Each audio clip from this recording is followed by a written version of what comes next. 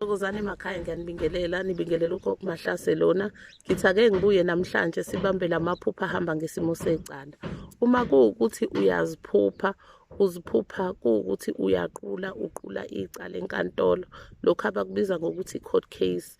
Lokhu kusuke kuveza ukuthi kukhona isimo lana sezitha zakho ezihlangene ngokuthi zifuna ukudicilela isithunzi kanye negama lakho phansi.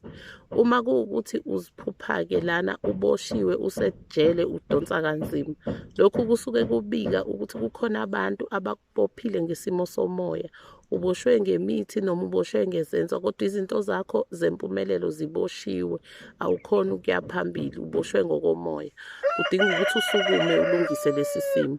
Uma kuwukuthi uphupha-ke lana ubulala umuntu, kakhulukazi umuntu omaziyo, lokhu kusuke kubika ukuthi wena kukhona izenzo lo muntu azenzayo ezihamba zithinte kabi emoyeni wakho, zikululaze, zikuhlukumeze emoyeni.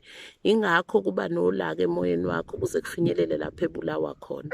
Uma kuwukuthi uyaphupha, uphupha kuwukuthi ulwa nomuntu ngesikhali, isipamu, umbese, uyakulwisa kanzima noma ngezandla-ke nje uqobo, uyakulwisa kanzima, ugcine wena kuwukuthi uyamphuca lesikhali, uyamlimaza, uyamshaya mhlampe agcine efile. Lokhu kusuke kukubika kuwukunqoba, unqoba phezu kwezimo ezihambisana nobutha lapha bekusebenzisela khona izinto ezinamandla bezama ukunqoba njengemithi enamandla.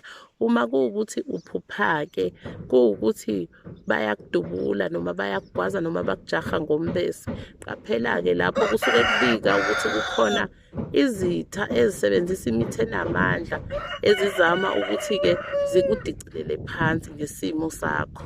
Siyathokoza kakhulu emakhosini, sithi akudede ubumnyama kuze ukukhanya. Siyathemba ukuthi kukhona lapho esimkhanyisela khona, sithi akukhanye njalo kukhanye ekujuleni kwemsamo emakhosini.